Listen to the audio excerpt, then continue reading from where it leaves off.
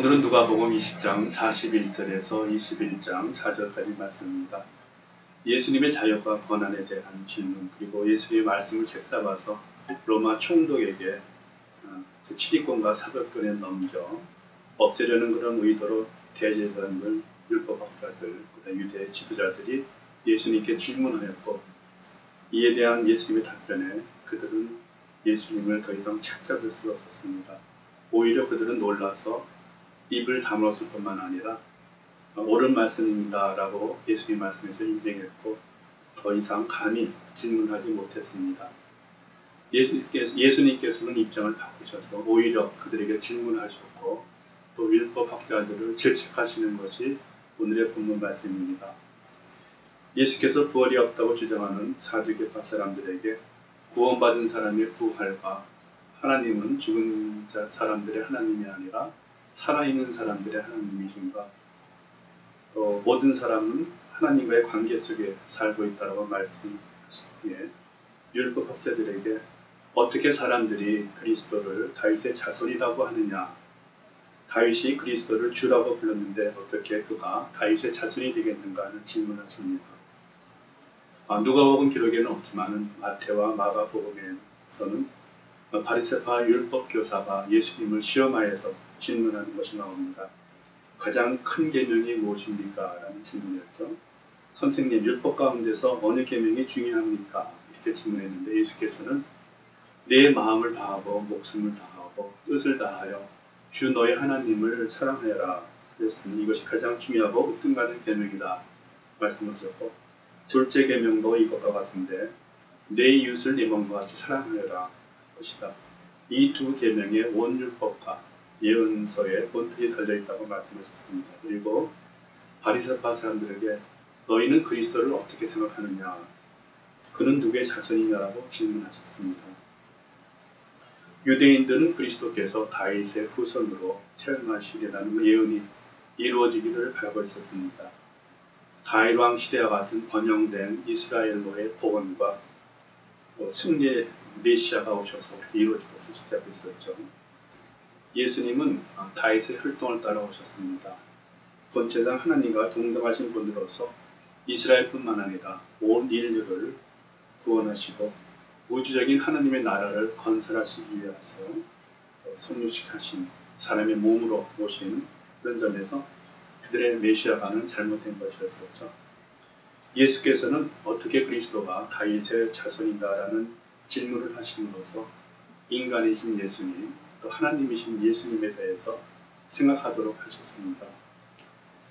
먼저 사람이신 그리스도에 대해서 보겠습니다. 요한일서 4장 2절 말씀 보면 여러분은 하나님의 영을 이것으로 알 수 있습니다. 곧 예수 그리스도께서 육신을 입고 오셨음을 시인하는 영은 다 하나님께서 난 영입니다 라고 했듯이 예수님께서는 분명히 여자의 몸에서 사람으로 태어나셨습니다. 또 하나님께서는 죄악에 빠져 사탄의 지배하에서 고통당하는 인간을 구원하시기 위해서 한 사람을 보내시겠다는 약속을 창세기부터 시작하셨습니다. 창세기 3장 15절 내가 너로 여자와 원수되게 하고 너희 자손을 여자의 자손과 원수되게 하겠다. 여자의 자손은 너희 머리를 상하게 하고 너는 여자의 자손의 발꿈치를 상하게 할 것이다.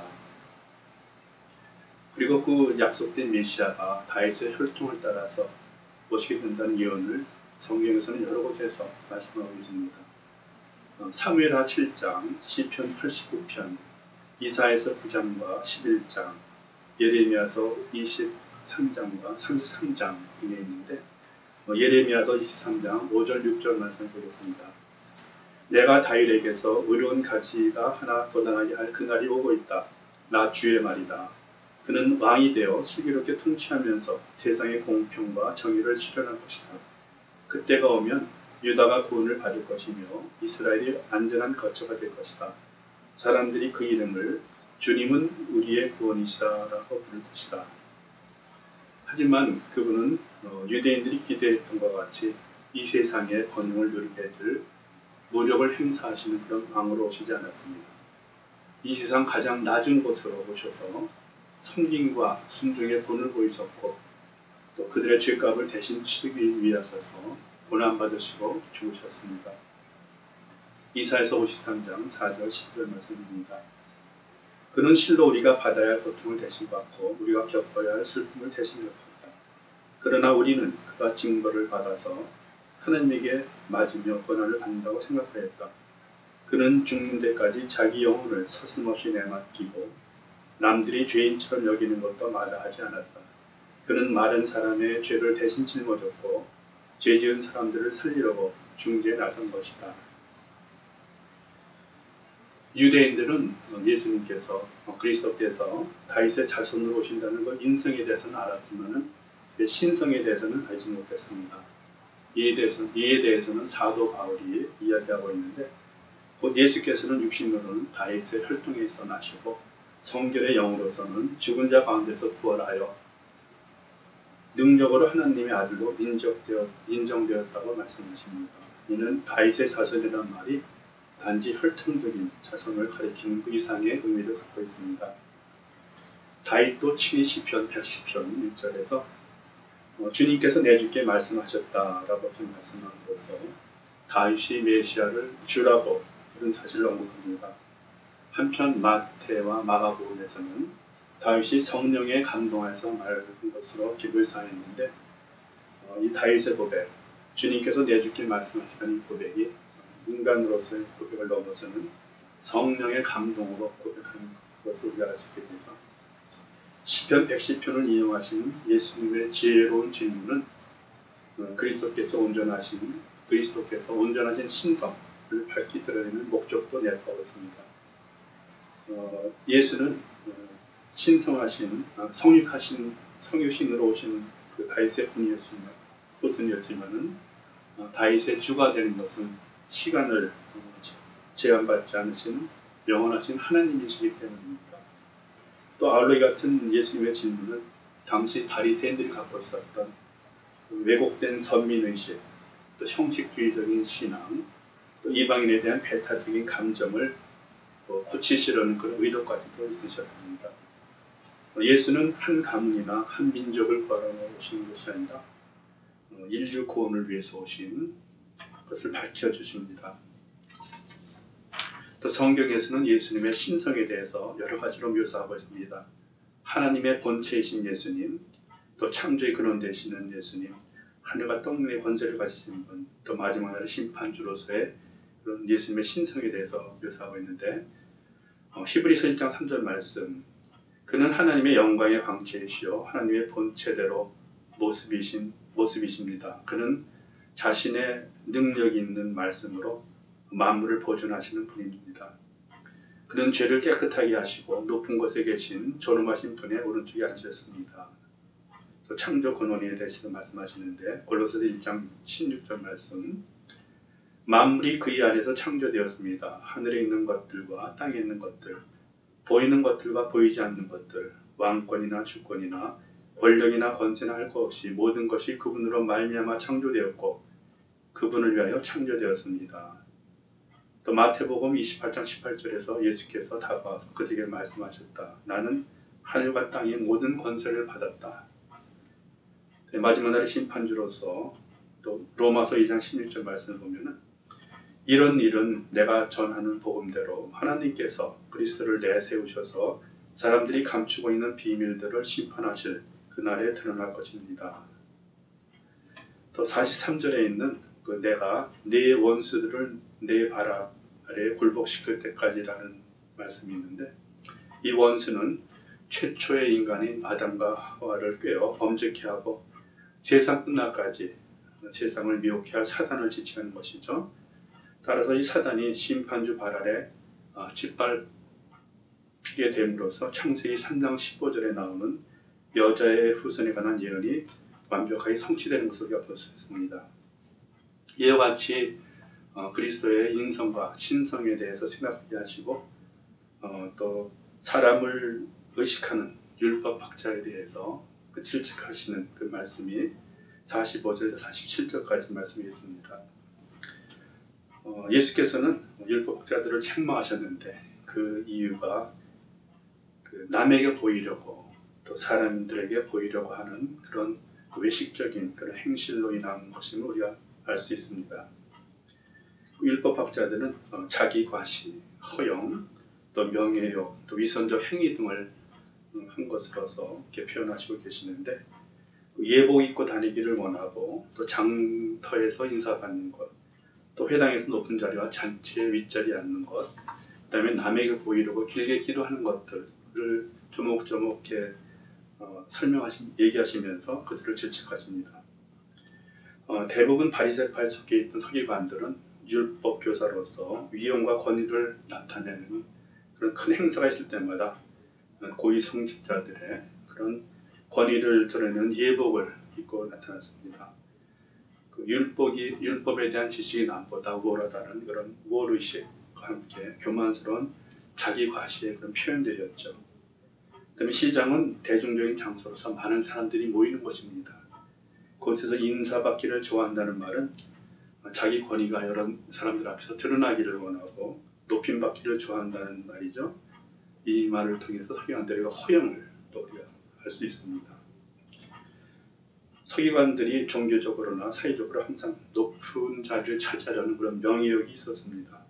그것을 비판하신 말씀이 회당에서 높은 자리, 잔치에서 윗자리를 좋아한다라고 표현하셨는데, 높이 되고자 하면 꽃이 되어야 한다. 그 다음에 섬기는 자가 되어야 된다고 예수님께서 말씀하신 그 가르침에 반대되는 그런 얘기죠. 그래서 바리새인들을 향해서 상가라고 하시는 이 경고의 말씀은 비단 서기관들에게만 국한되는 것이 아니라 인간의 욕심을 향해 꾸짖는 그런 말씀으로 또 이해가 됩니다. 또 이 서기관들의 위선적인 행위 중에 하나가 길게 기도하는 것이었습니다. 유대교에는 형식적으로 잘 짜여진 그런 기도문들이 많았는데 길게 기도하는 것이 좋은 것이다라는 그런 인식이 있었습니다. 그래서 서기관들은 율법적으로 가장 정통한 율법학자라는 것들을 또 그 호칭에 걸맞게 기도하기 위해서 오래 하였습니다. 이 같은 기도에는 하나님에 대한 간절한 마음이 없었고 또 믿음의 기도가 아니었습니다. 단지 남에게 보이려는 의도에서 외식적으로 하는 기도였습니다. 또 모든 것을 드러내시고 심판하신 하나님에 대해서 말씀하시는데 그들은 과부의 가산을 삼키고 또 그들은 더한 심판을 받을 것이다 라고 표현하셨죠. 당시 과부들과 고아들은 경제적인 능력이 없는 자로서 보호 대상자였습니다. 그런데 그러한 약자들의 재산을 착취하는 그런 유대 지도자들을 또 꾸짖습니다. 이 구절에서 뜻하는 구체적인 사실은 서기관들이 그들에게 위임된 율법적 판결권을 남용하는 것, 또 성전에서 봉사하는 과부들의 재산을 손실을 가하는 것들, 또 타인의 재산을 권리해주는 법적 대리인으로서 착취하는 이런 것들을 지적하시는 것입니다.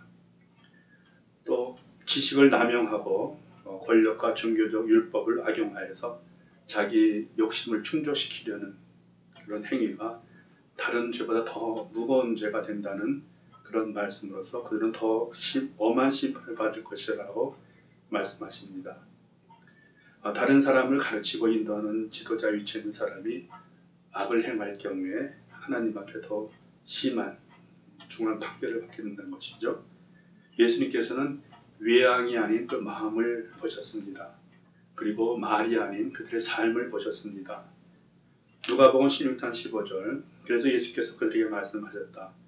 너희는 사람 앞에서 스스로를 어렵다 하는 자들이다. 그러나 하나님께서는 너희의 마음을 아신다. 사람들이 높이 평가하는 그러한 것은 하나님 보시기에 혐오스러운 것이다. 또 마태복음 23장 3절 말씀에 보면은 그러므로 그들이 너에게 말하는 것은 무엇인지 다 실행하고 지켜라. 그러나 그들의 행실은 따르지 말아라. 그들은 말만 하고 행하지는 않는다. 하나님의 판단하시는 기준은 사람과 달라서 율법을 가르치는 자들로서 상 가운데 행함이 없는 그런 가르침, 또 사람 앞에서 외식하는 종교적 권위를 세우려고 한만 애써도 예수님께서는 그 마음의 중심을 꿰뚫고 계십니다. 이와 같이 바리새파 율법학자들을 엄히 질책하시던 예수님께서 대조적으로 한 과부의 얘기를 꺼내십니다. 세상 사람들이 생각하지 못했던 관점으로 그 보잘것없는 과부의 헌금에 대해서 아주 극찬을 하십니다. 예수께서 성전 앞 그 헌금함 앞에 앉아 계셨는데 그 무리들이 어떻게 헌금하는가 하는 것을 보셨습니다. 그 많이 드리는, 많이 넣는 그런 부자들의 헌금 모습도 있었고, 그런데 가난한 그 과부 한 사람이 아주 보잘것없는 그런 금액을 넣는 것을 보셨습니다. 그 금액은 렛돈 2닙, 한 고도란트로서 하루 품삯의 64분의 1에 해당되는 1불이 조금 넘는 그런 보잘것없는 금액이었습니다. 3절에 내가 진정으로 너에게 말한다. 이 가난한 과부가 누구보다도 더 많이 넣었다. 저 사람들은 다 넉넉한 가운데서 자기의 헌금을 넣었지만 이 과부는 구차한 가운데서 가지고 있는 전부를 털어넣었다. 이 말씀을 통해서 하나님의 가치 기준, 또 판단하신 기준이 세상 사람과는 전혀 다르다는 것을 알게 됩니다. 사람들은 숫자적으로 많은 것에 대해서도 가치를 두지만은 예수님은 그 가난한 과부가 언제나 불공정한 대우를 받고 또 심지어 착취를 당하는 그런 어려운 처지에 있는 것을 아셨습니다. 그리고 그런 삶을 살아가며 의지할 때라고는 하나님밖에 없는 그 절박한 상황에서 자기 자신의 생활비 전부를 드렸다는 것은 액수에 관계없이 과부가 얼마나 하나님을 간절히 바라고 또 신뢰하였다는 것을 아셨기 때문입니다. 이것은 그 과부가 삶 전체를 하나님께 드린 것이고 형식적으로 헌금하는 사람들의 금액보다는 훨씬 더 그 가치가 있다는 것을 우리에게 말씀해 주십니다. 누가복음 12장 34절 말씀입니다. 너희의 재물이 있는 곳에 너희 마음도 있을 것이다. 사람을 외식하는 유대인 지도자들과 또 모든 것을 하나님께 드리고 간절히 바라고 신뢰하는 하나님만을 바라는 이 과부의 모습을 통해서 우리 예수님의 마음을 생각해 봅니다. 또 예수님의 마음을 알게 하시는 그런 귀한 말씀입니다.